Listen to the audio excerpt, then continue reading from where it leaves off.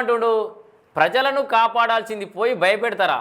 అధికారం ఇచ్చింది కూల్చడానికి కాదు, ఏం కోల్పోయారో ప్రజలకు అర్థమైంది.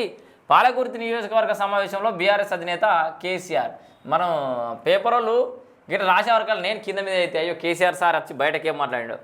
ఏం కోల్పోయారో ప్రజలకు అర్థమైంది. వచ్చే ఎన్నికల్లో 100% బీఆర్ఎస్ఏ అధికారంలోకి వస్తుంది. ప్రజలు అధికారం ఇచ్చింది కూల్చడానికి కాదు, మాకు మాటలు రావనుకుంటున్నారా? ఇవాళ మొదలు పెడితే రేపటి వరకు మాట్లాడుతూనే ఉంటాం. రౌడీ పంచాయతీలు చేయడం మాకు తెలుసు, ప్రజలను కాపాడాల్సింది పోయి భయపెడతారా? మీకు అధికారం ఇచ్చింది బాధ్యతాయుతంగా సేవ చేసేందుకు, అరెస్టులకు మేము భయపడబోం. బీఆర్ఎస్ నాయకులు ధైర్యంగా ఉండండి అని ఆ పార్టీ అధినేత కేసీఆర్ అన్నారు. శనివారం సిద్దిపేట జిల్లా ఎర్రవల్లిలోని సుజీరా పాలకుర్తి నియోజకవర్గ సమావేశం ఎక్కడ జరిగింది? ఎర్రవల్లిలోని తన నివాసంలో పాలకుర్తి నియోజకవర్గ నేతలతో కేసీఆర్ భేటీ అయ్యారు. అర్థమైందా?